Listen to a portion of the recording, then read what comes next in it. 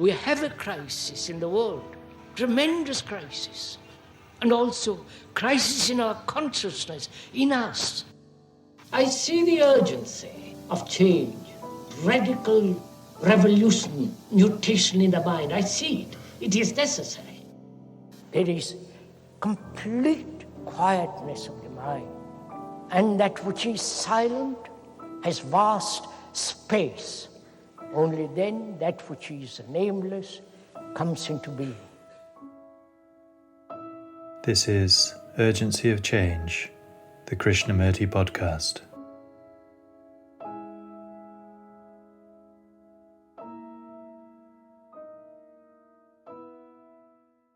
Who is the controller whom all the time exercises authority to control?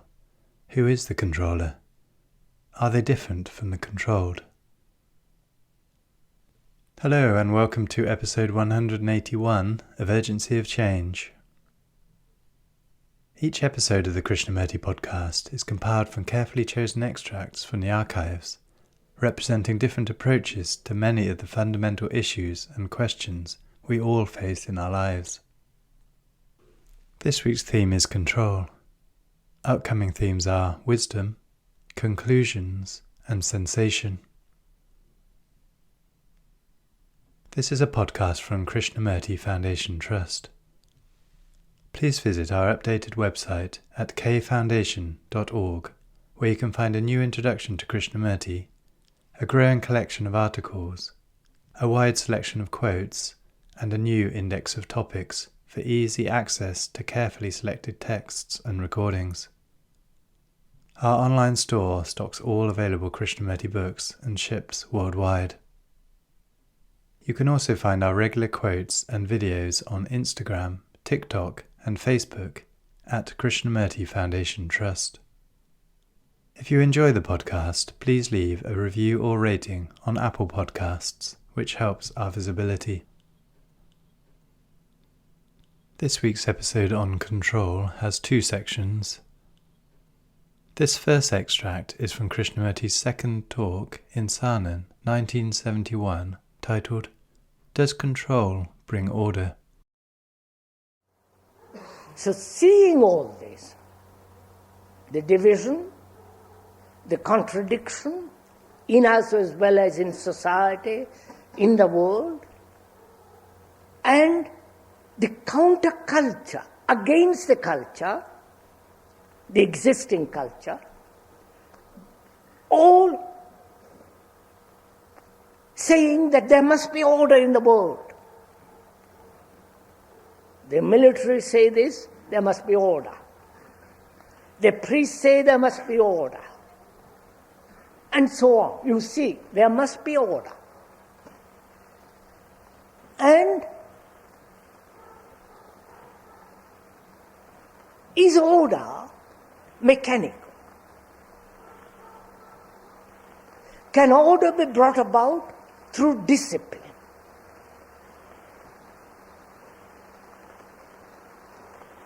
Can order be brought about through conformity, imitation, control? Or order, about which we shall talk, has nothing whatsoever to do with that, with all that. Which is, it has nothing whatsoever to do with control, with discipline in the ordinary accepted sense of that word. It has nothing whatsoever to do with conformity, with adjustment, and so on. Now, let us look at this whole idea of control, whether it does bring order, which doesn't mean that that we are talking against control. We are trying to understand. And because we understand, we discover something entirely different. You're following all this? Am I going too fast? I hope you are as interested in it as I am.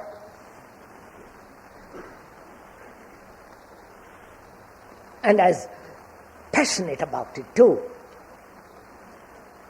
Not just casually listen to a theoretical idea.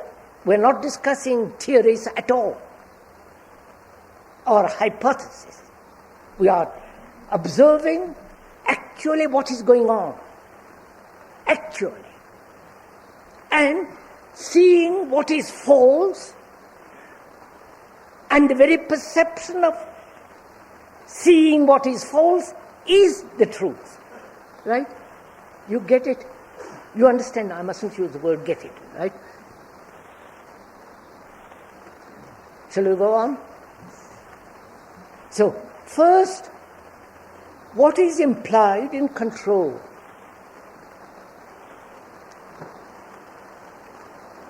Because that's what all our culture is based on. All our education, all the upbringing of children. And in ourselves, the urge to control.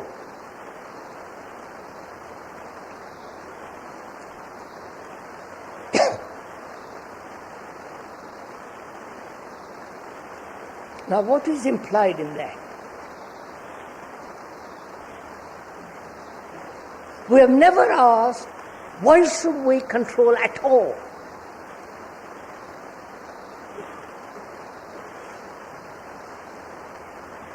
Now, we are going to go into that whole question.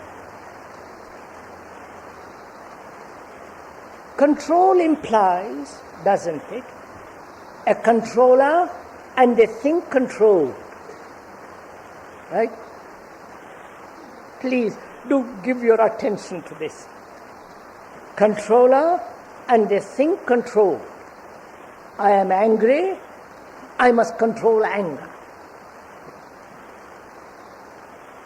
And where there is control, there is conflict.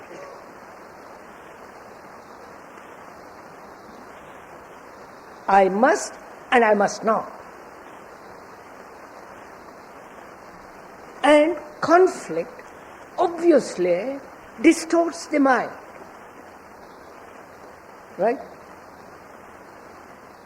A mind is healthy, clear, sane, when it has no conflict whatsoever, so that it functions without any friction. Then such a mind is a sane, healthy mind. And control denies that. Right? Because in control, there is conflict, there is contradiction, there is the desire to imitate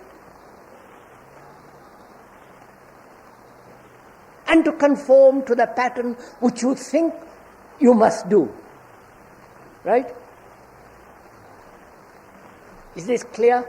Shall we go on from there? So control is not order. Please, you understand, this is very important to understand this. Through control, one can never have order. Because order implies to function clearly, seen, wholly, without any distortion. But where there is conflict, there must be distortion. And control implies suppression, conformity, adjustment, and the division between the observer and the observed. Right? Now please, as you listen to what is being said, the mind must be freeing itself from the old culture of control. Right? Are you doing it? We're going to find out what it is to act or bring about order without control. Not that we are denying the whole structure of control. We are, but we are seeing the falseness of it. And therefore out of that comes the truth of order. Have you got it? Are we following each other? Yes? Following not verbally but actually. Doing it as we go along. Because what we are trying to do is to bring about a different world altogether. A different culture altogether. A human being who lives without any friction. And it's only such a mind that is capable of living without any distortion that knows what love is. So, control in any form does breed distortion, conflict, and an unhealthy mind. And the old culture, I said you must discipline.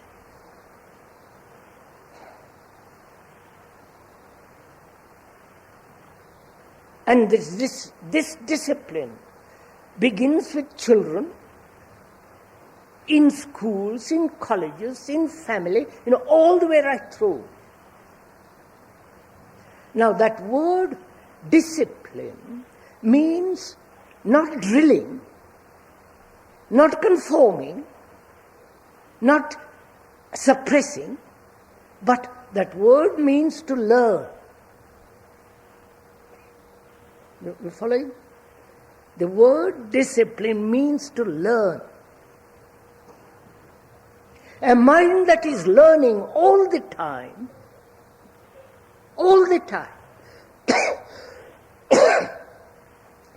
is actually in a state of order. You following me? It is the mind that is not learning that says, I have learned. Then such a mind brings disorder, right?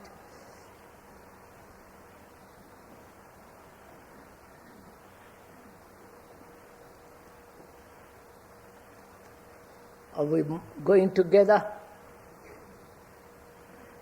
That is,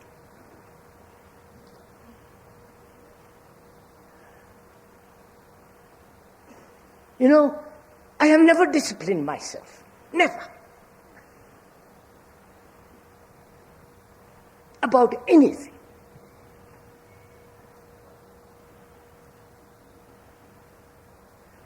And the mind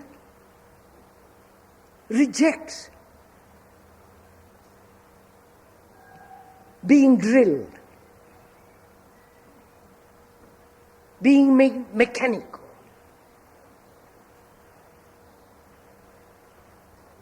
Conforming, suppressing, all that's implied in discipline. And yet, we said there must be order. Right?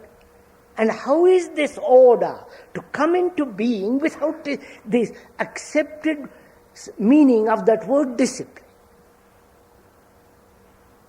Right? I hope you are also working, are we? I am not the only worker here this morning, am I?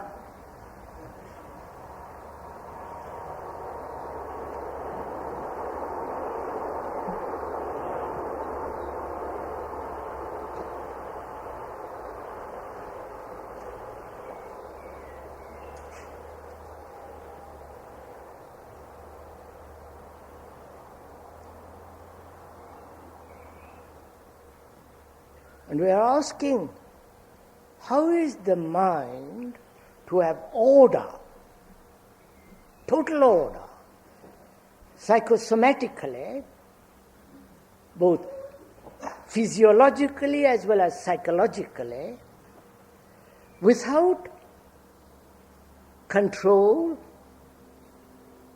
without the accepted meaning of that word discipline, and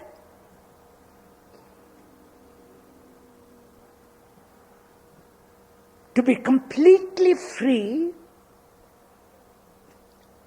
without any sense of conformity and imitation.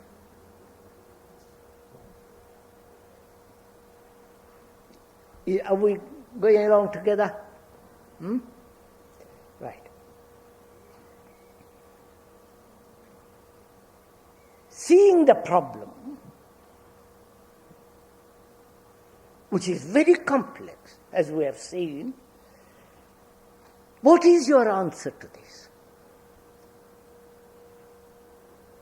If you are exercising your mind, if you are really deeply interested in this question of order, not only in yourself, inwardly, but also outwardly, what is your response to it? How do you find an answer to this? To this urge for order, which doesn't lie in control, in the accepted sense of the word discipline, conformity, and also the total denial of authority, which is freedom. Right? Because when you have authority,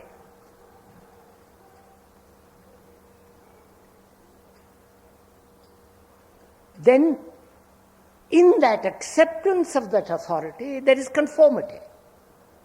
There is a following.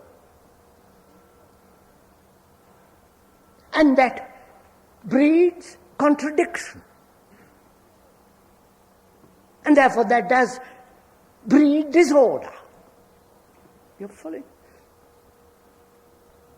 So no control, the accepted sense of that word discipline,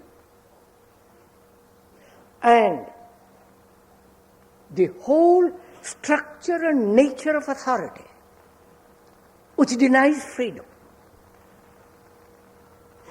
And yet there must be order. Right?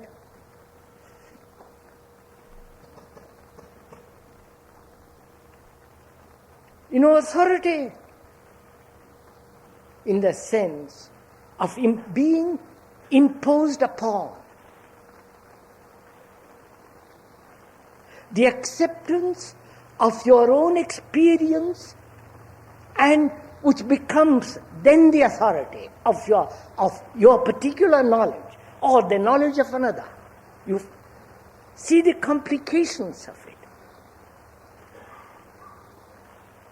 There is the authority of law, the policeman, the civilized law, and so on, and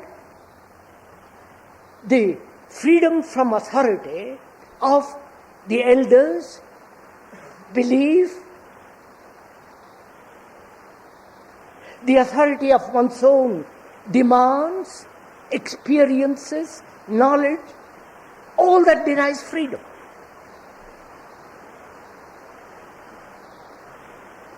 So how is one seeing all this, not verbally only, but seeing the actual state as it is? And that's what the world is. That's what our education is. That's what our culture is. Religious, economic, social, family relationship, all are based on this. Which has led to utter confusion, to great suffering, wars, fragmentation of the world and the human beings. Now, seeing all this, how is one to bring order? Bene? That's your problem, you understand? How will you answer that problem? If you are really deeply, passionately interested in trying to bring about order in your life as well as outwardly, what's your answer?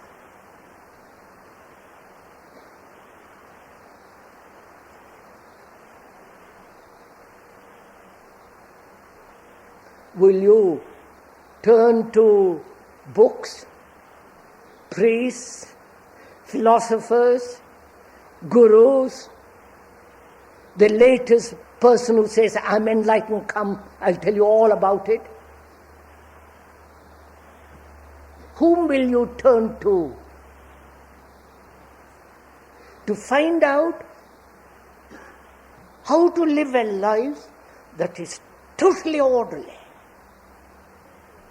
denying all this, all the conformity, authority, discipline, control, and so on? Please, you have to answer this question.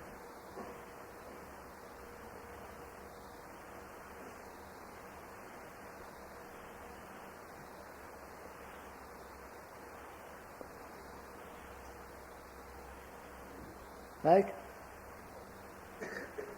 Now, can we together, because the speaker is not your guru. Absolutely not. I won't have it. Please realize this. Because I abhor followers. They are the most destructive people.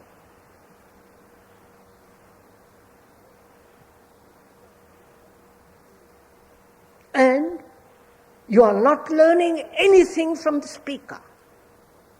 Nothing. Therefore, he is not your authority. Right? So together, because you don't know, you have only observed what is, and you don't know how to bring out of what is order. Right? You're following this?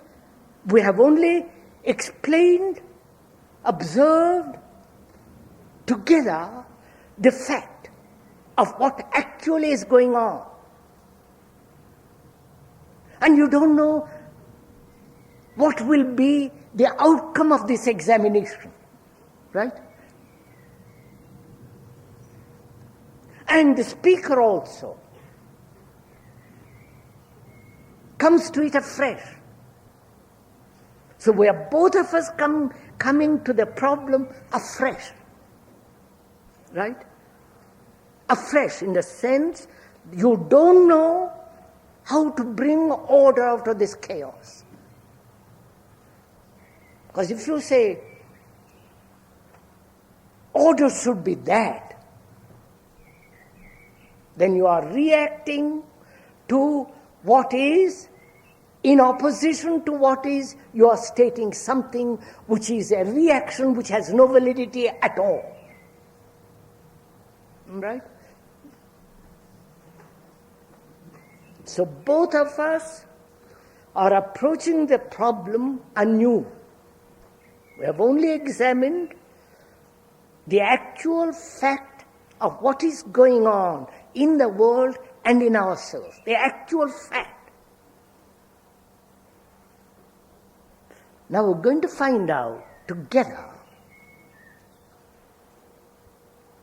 what order is.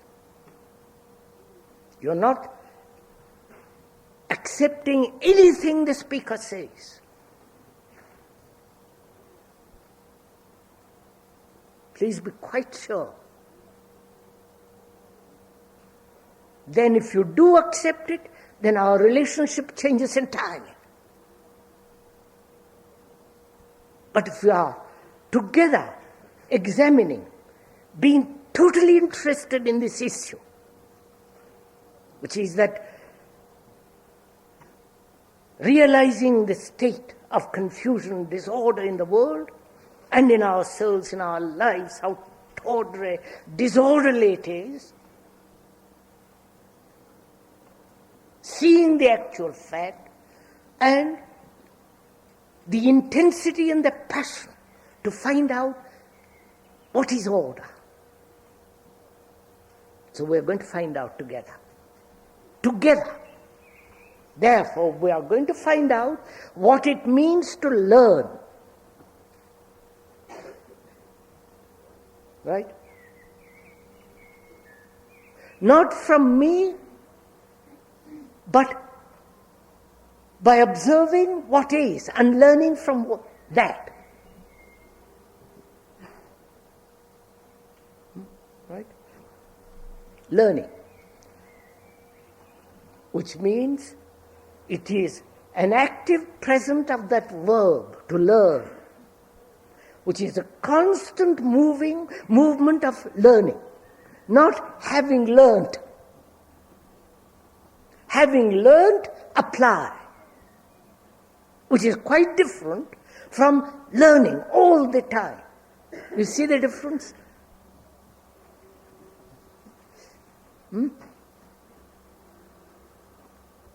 We are learning together. We are not storing up knowledge and then acting according to that knowledge. Then that becomes contradiction. Then in that there is control and all the rest of it begins. Whereas a mind that is constantly learning has no authority, no control, no discipline, but the very learning demands order.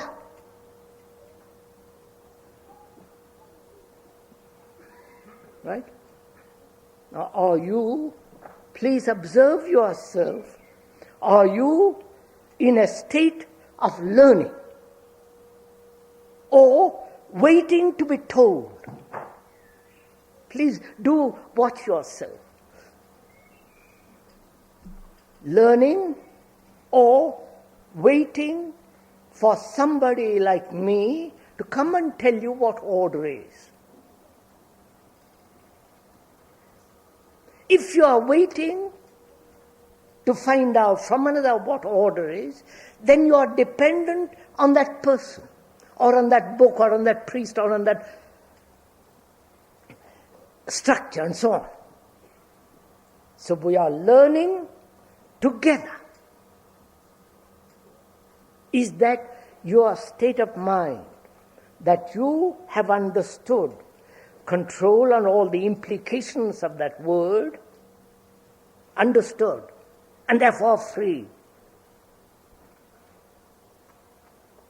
Understood what is implied in the full significance of that word discipline, and also have completely aware of the meaning of that word authority.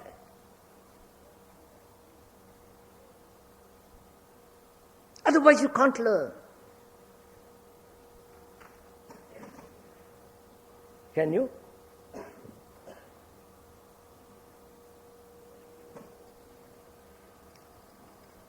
Learning implies a mind that is curious, that doesn't know, that is eager to find out, terribly interested. Is your mind like that? Interested? Say, I don't know what order is, I'm going to find out. And very curious and passionate, deeply interested. Is your mind like that? And therefore willing to learn.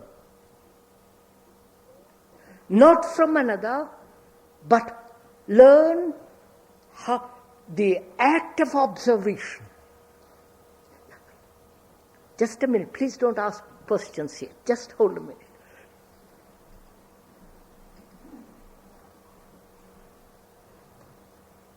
Because control, in the accepted sense of that word, discipline, authority, prevents observation.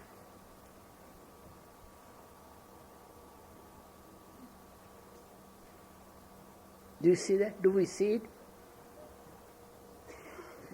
A mind can only learn when it is free, when it doesn't know. Otherwise you can't learn.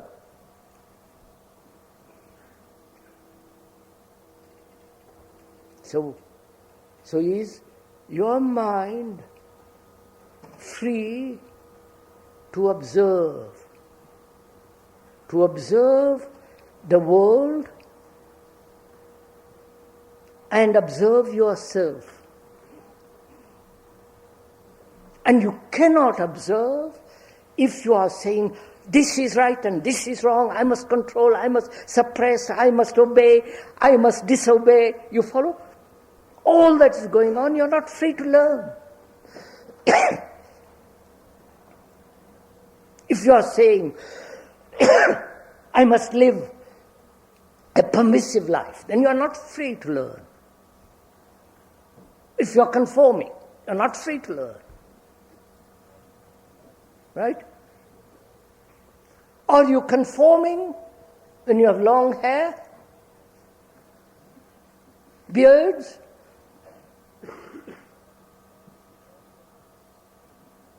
Am I conforming because I put on a shirt and the trousers?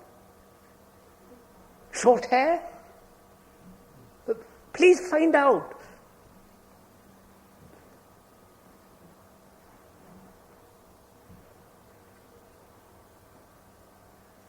Conformity isn't merely to a particular pattern of structure of a society or belief, but in little things, conforming.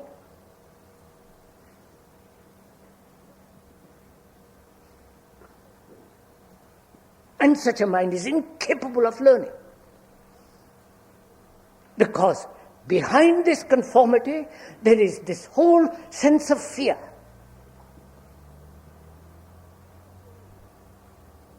Which the young have and the old have.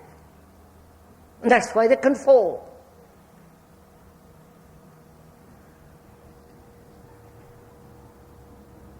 So, to find out what order is, and there must be order, a living thing, not a mechanical thing, a beautiful thing, you understand? The order of the universe, the order that exists in mathematics, the order that exists in nature.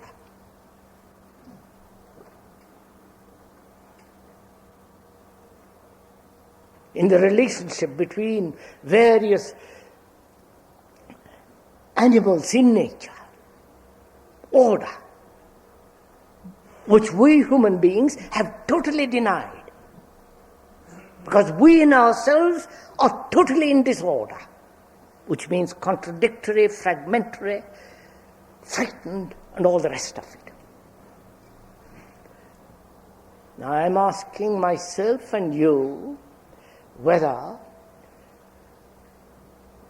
my mind is capable of learning, because it doesn't know what order is.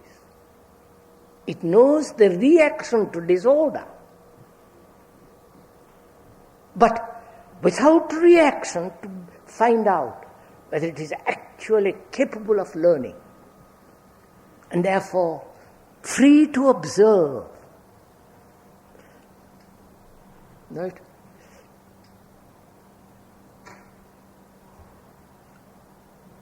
That is your mind aware of all these problems of control, discipline, authority, and the constant response of reaction. The structure of it. Are you aware of all this? Are you aware of all this in yourself as you live from day to day? Or you are only aware when it is pointed out to you? Please see the difference. You are only aware when it is pointed out to you, or you are aware without being pointed. You see it. Now, which is it? Do please go into it. Which is it? Because it's been pointed out to you, therefore you become aware, which has its own other problems involved. Or are you aware of this whole problem of confusion, discipline, control, suppression, conformity, all that, because you are being observing, living, watching. Then it's your own. Whereas the other is second hand. Now, which is it?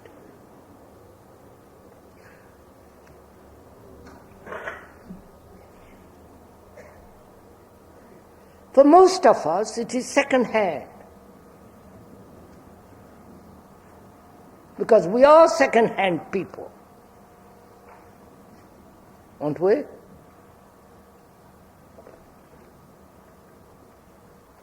All our knowledge is second hand.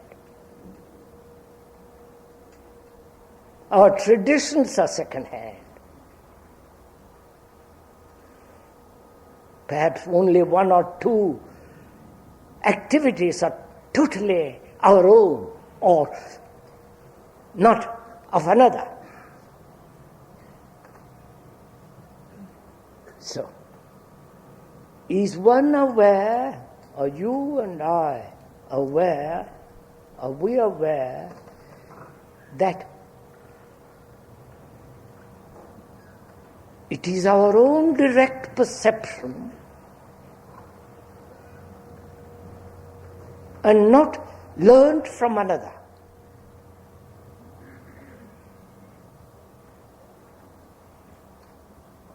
Now, if it is learned from another, one has to discard that totally, hasn't one?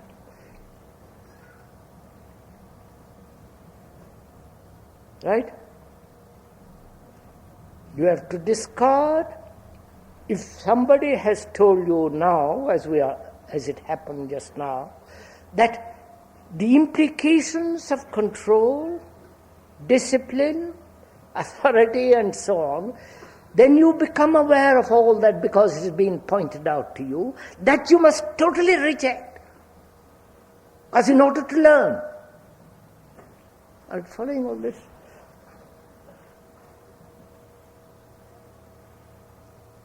So, if you have rejected what others have said, then you are actually learning. Aren't you? Now let's find out together what order means. Right? Now, how do you find out what order is when you don't know anything about it? You understand? Are you following? Oh Lord, don't look so blank, please. Huh? When you don't know anything about it, what order is, how do you find out? You can only find out by inquiring what the state of your mind is that is inquiring into order. You get what you understand what I'm explaining? Look, I don't know what order is. I know what disorder is.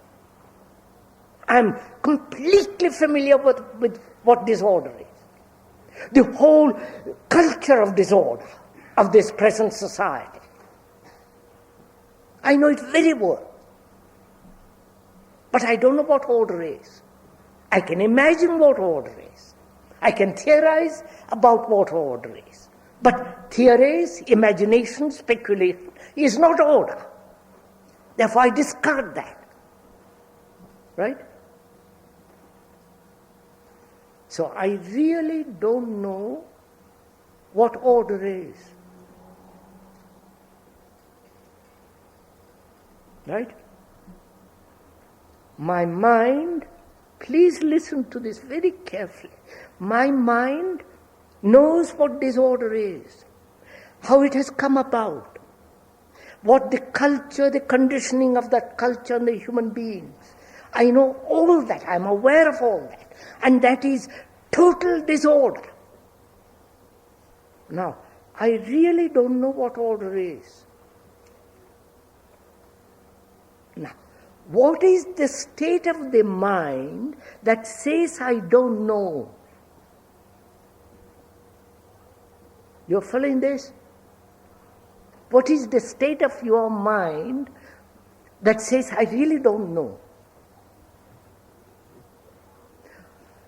Is that state of mind waiting for an answer, waiting to be told, expecting to find order? If it is expecting to find an order, if it is waiting to be told, then it is in a state of not knowing. Right?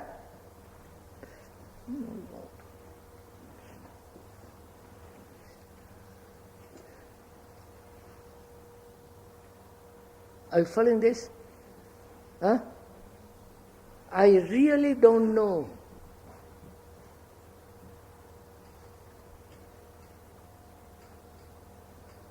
It is not waiting to be told, it's not waiting for an answer.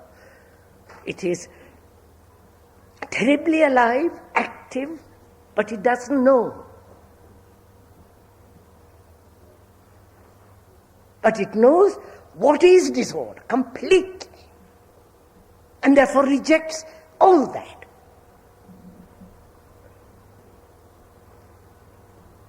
Therefore the mind, such a mind which says, I don't know, is completely free.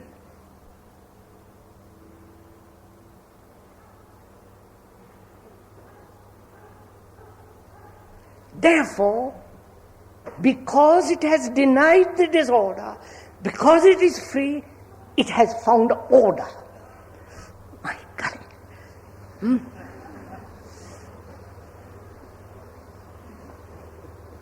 You understand this? I'm afraid you don't.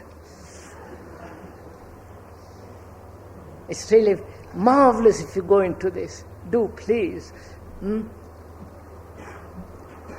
Look. What is the time?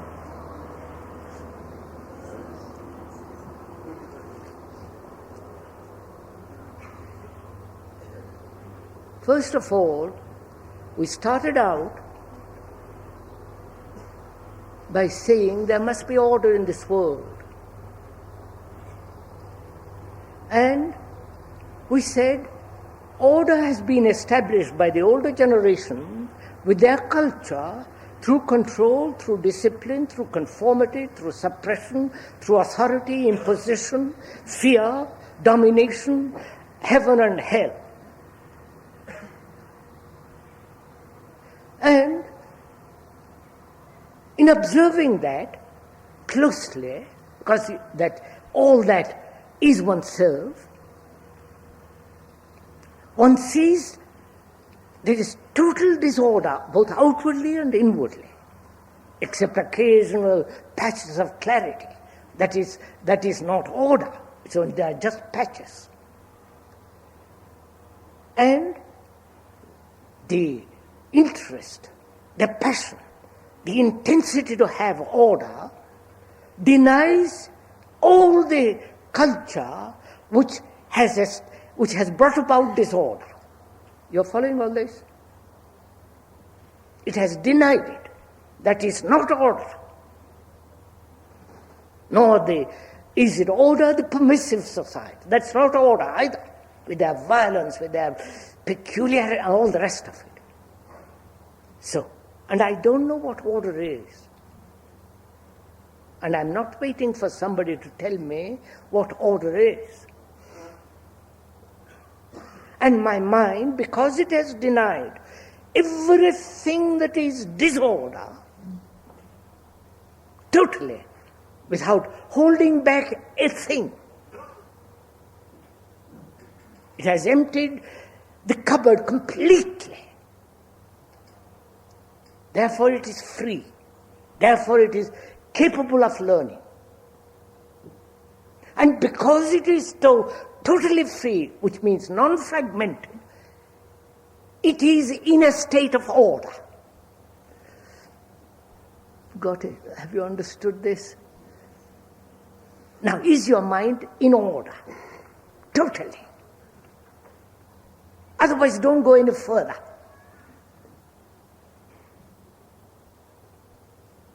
Nobody, no teacher, no guru, no savior, no ancient philosophers or modern, nobody can teach you what order is. Therefore, you deny all authority.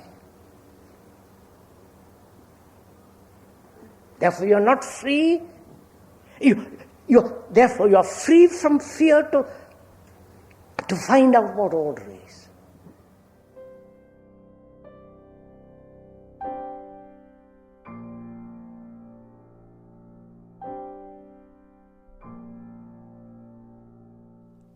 The second and final extract in this episode is from the fourth talk in Madras, 1973, titled, Is it possible to live without control?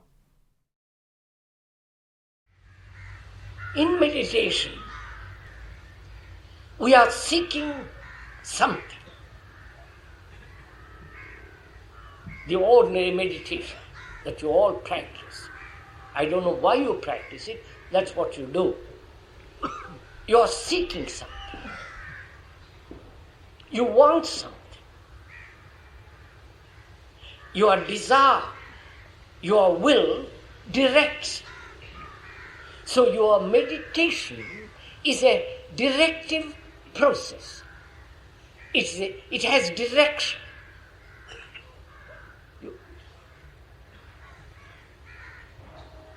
Now, who has set the direction? You're following this?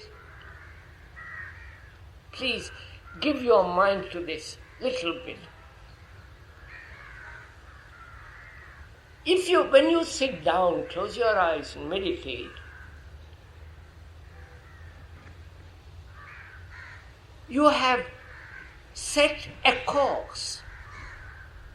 You have set a direction. There is a purpose, an intention, a will operating. Have you noticed all this?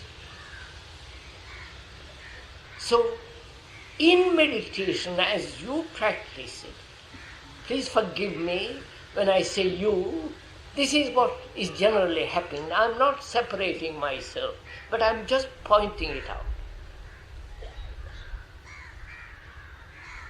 When you meditate, you have set a course of action, set a direction. Now, who is the person who has set the direction? Your own desire, obviously. Your own hope. Your own ambition to achieve Godhead, whatever it is, enlightenment, all the things that are put before you as an enticement.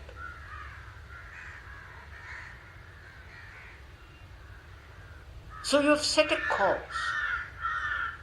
And when you set a course, you must follow it. And to follow it, you must keep on repeat, repeat, repeat. You're following? That means there is a controller and a control. When you have a direction, contrary to all your activities, you're following all this. When in meditation you have set a course which is contrary to your daily living, your daily living being ambition, greed, corruption, lustful, competitive, cheating, lying, seeking power, vanity. That's your daily life. And in meditation, you have set a course which is contrary to your daily life. Don't fool yourself. That's a fact. And this you call meditation, which is so utterly irrational, has no meaning. So we have to examine very closely why the mind, why you have given a direction in meditation. When you have not given a direction, when you have given directions, so many directions in daily life,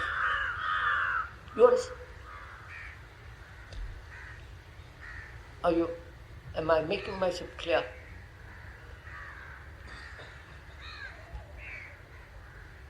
And therefore, being contrary to your daily living,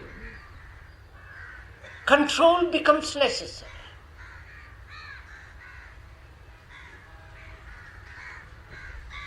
Controlling your thoughts, controlling your desire in order to achieve what you think is reality. Control. Control your body, control your breath, control your verbal slogans, control your mantras, which are slogans, and so on. Control, control, control. You control in daily life. Your sexual appetites, you try to control them, but you fail. You try to control your anger. You try to control all through life. We are educated to control. Have you noticed it? Your life. And meditation has become a super control in order to achieve a super consciousness.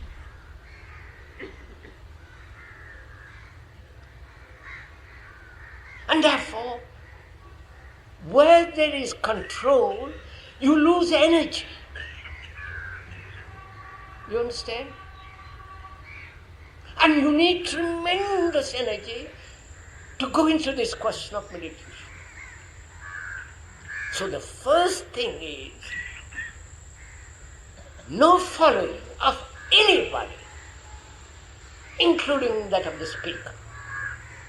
Don't follow him.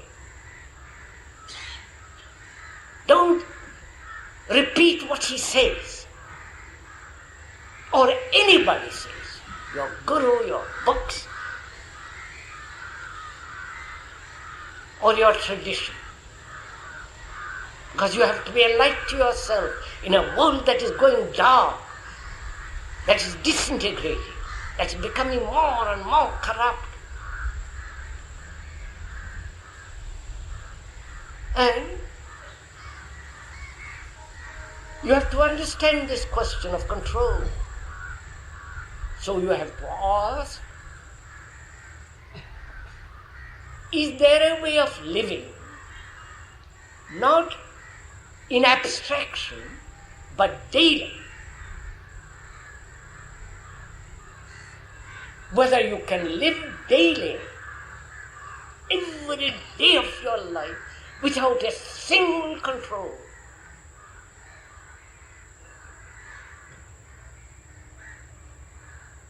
You understand what I'm... Your immediate response to that probably is, then we will do what we want. Our desires will just get lost.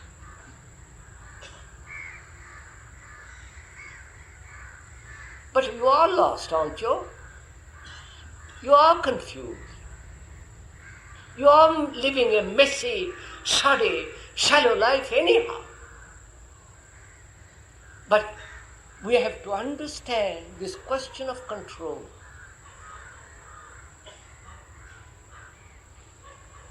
The speaker has never controlled about anything, right? You don't have to accept, but I'll show you the reason, logically, sanely, healthily, objectively, how it is possible to live without a single control. If you are interested. Because then you have tremendous energy.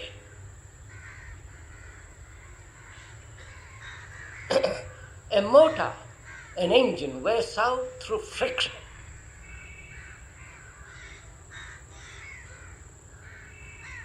And the mind, the brain, wears itself out through friction, which is loss of energy, dissipation of energy. And control implies a controller and the thing controlled, and therefore there is a conflict. You follow? And that conflict is a dissipation of energy. So let us find out if it is possible to live without control.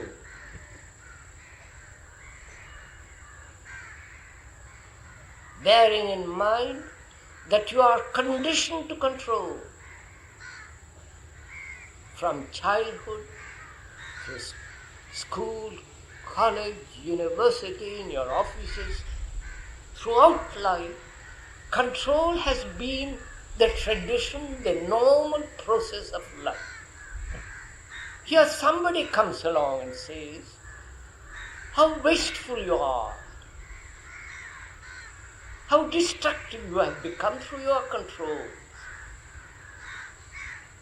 And your reaction is, what nonsense are you talking about?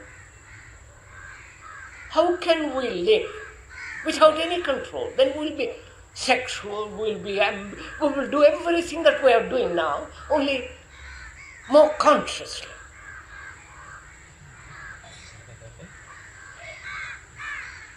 So you're frightened. I will show you a way, not I, we will look together at this question. Can a life be led in the office, in the factory, in the school, where the tragedy begins,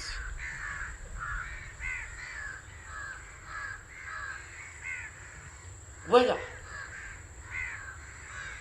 a teacher can teach without ever using the word or feeling control. Whether you can live a life, daily life, not an abstract life, but a daily routine, the daily business of life, whether you can live there without control. Please listen. See the importance that energy is wasted through control, through friction. And there is friction when there is a controller and the control.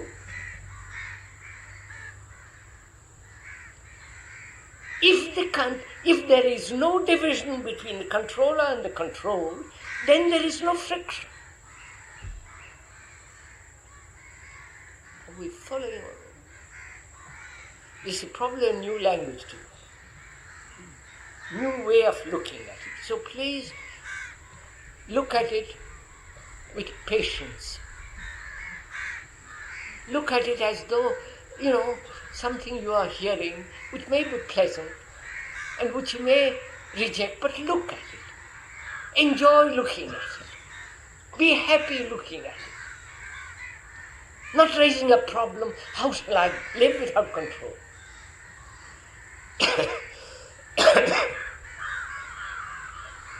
The main thing in control is the dissipation of energy through friction. And life demands that you have every ounce of energy to live completely, wholly.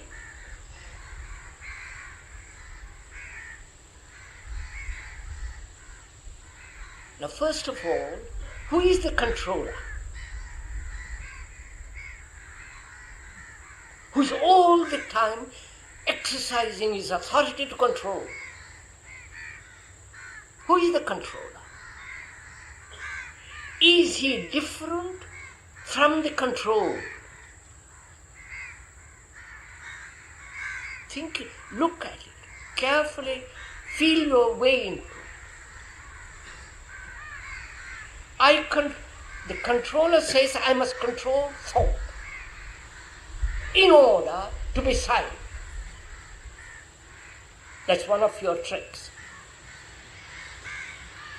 The controller is trying to hold his thoughts, right? Control, holding. And thoughts wander off, and you pull them back. And that battle goes on. And you think by controlling, you will achieve some God knows what. Now, who is the controller?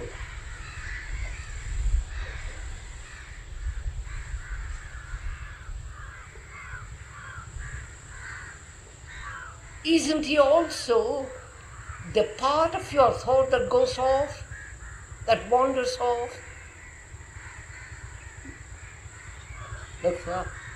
I sit down, meditate, close my eyes. I never do that kind of silly tricks. I close my eyes and I want to concentrate.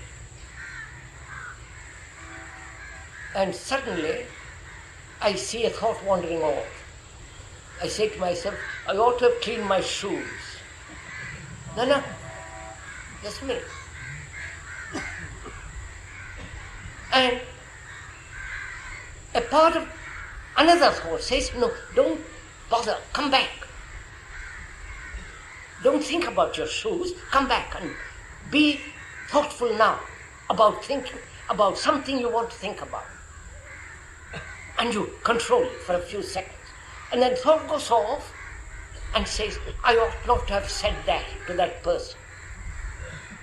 And back again. You follow? Who is the controller? Is he not part of this wandering thought? Are you seeing this? Do you see this? I put it 10 different ways. If you see it, I won't.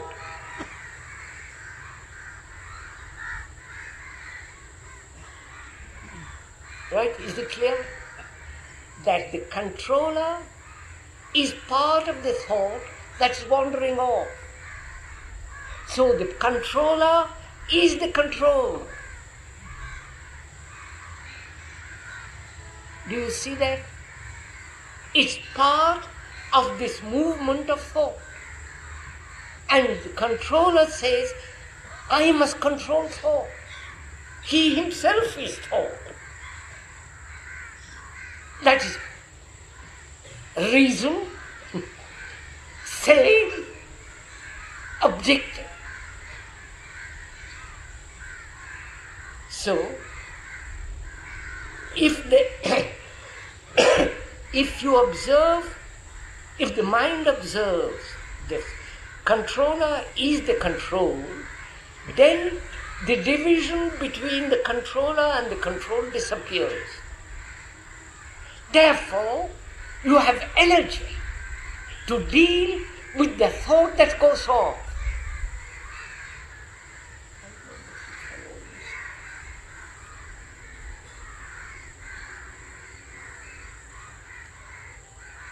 Okay, sir.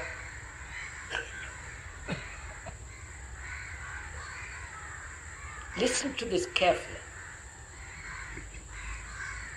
I'm sitting quietly in my room, trying to be quiet, trying the mind trying to be quiet. I want a peace of mind. That's what you all want, a peace of mind. You understand?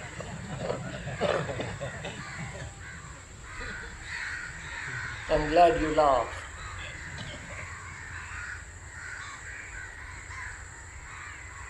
And sitting quietly, suddenly a thought arises.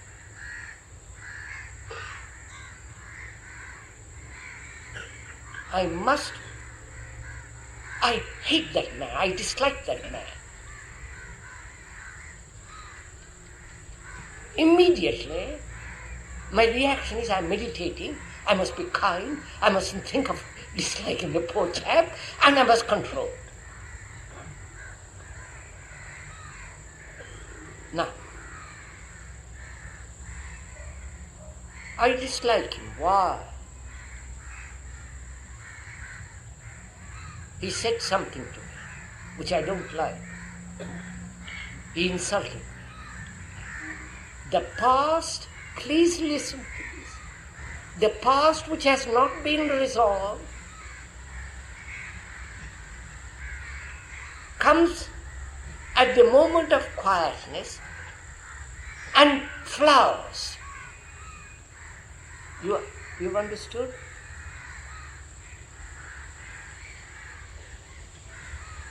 At the moment of quietness, my dislike of that man or that woman takes shape and becomes a reality. Now, that is the past in the present flowers, and I control it. Thought controls it, which means I have smothered it. Therefore, it will occur again. Look. Now, so I say, thought, wanting to be quiet, thought brought this out of the past, and I try to smother it. I smother it, and then another thought arises. And I go on like this. Spend 20 minutes playing this game, and I've meditated.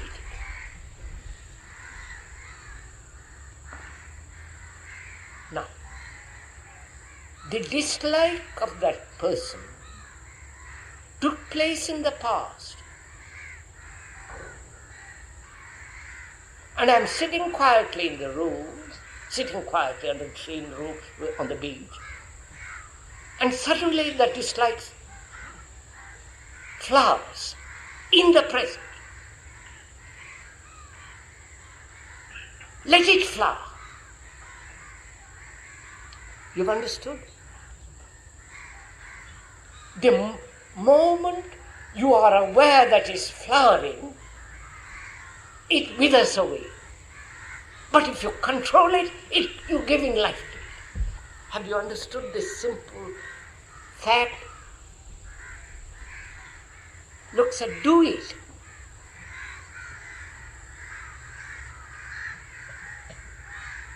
The mind for the moment is quiet.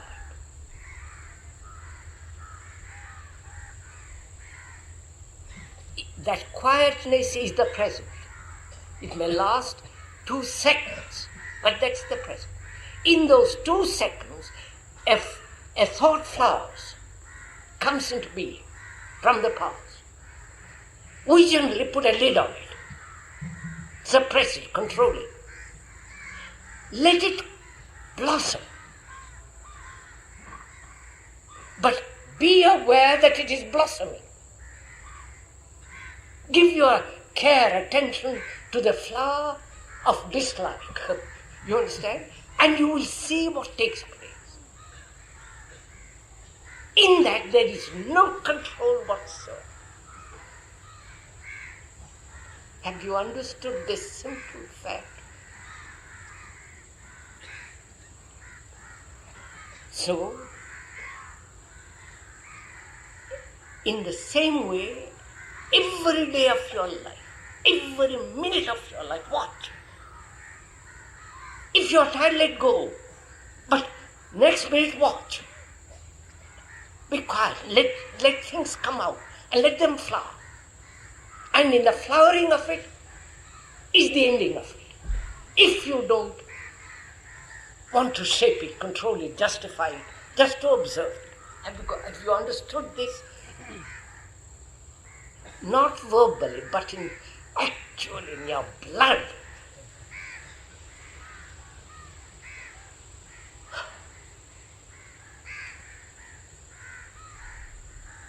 So, in meditation,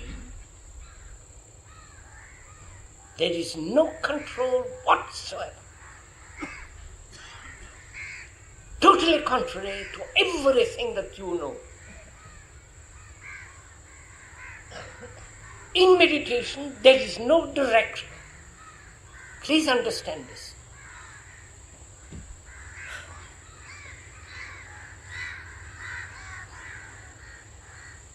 How do you know where you are going? You know where you are going in daily life. You take the road to go to your home. You know the direction.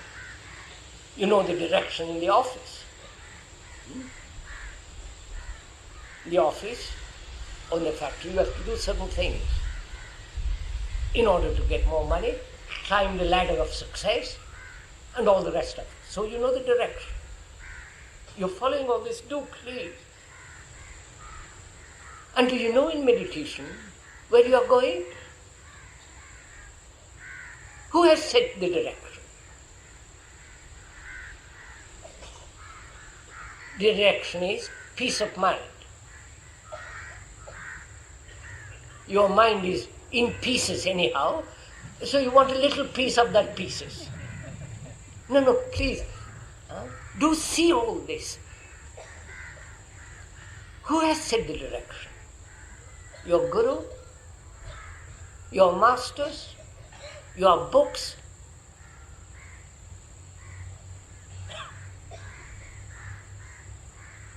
Other people's experiences? Yes, I know I've reached God. I know all about God, and I tell you what to do. So, somebody has set your direction, or you have set the direction. Right? Logically, watch it, logically. This demands reason, not superstition that you are all living in. All the rituals that are superstitious, they have no meaning.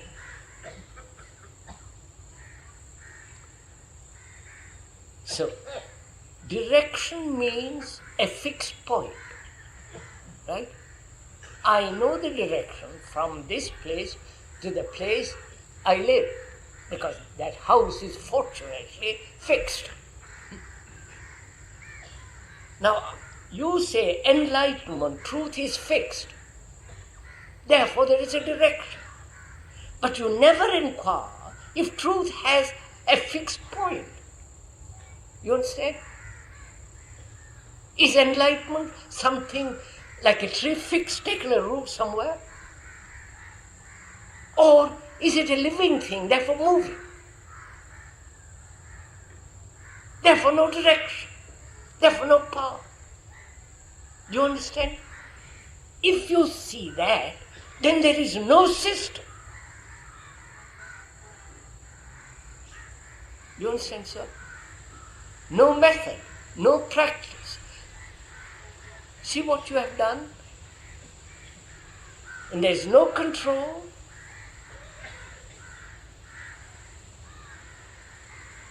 No practice. No system to be followed. No slogans repeated as the mantras. All for a direction which is fixed. If there is no fixed point, then there is no need for practice. That means the whole movement of desire as will comes to an end in meditation. You understand?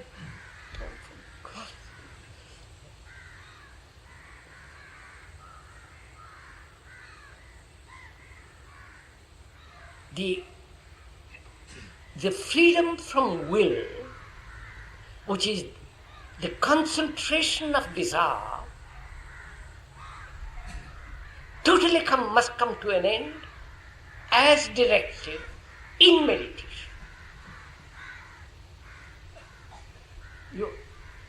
So the mind has no control. It is no longer caught in a routine of meditation, practicing, repeating. Have you ever been to any of these gatherings where they worship some idiotic person? Repeat his name, or Ram, Ram, Sita, Govinda, whatever they repeat, and mesmerize themselves into some kind of idiotic state and say they are religious. This is what you are doing. That's nothing to do with religion. It's hypnosis, but through words. So the mind is no longer direct. And there's freedom of will. Therefore, there's great space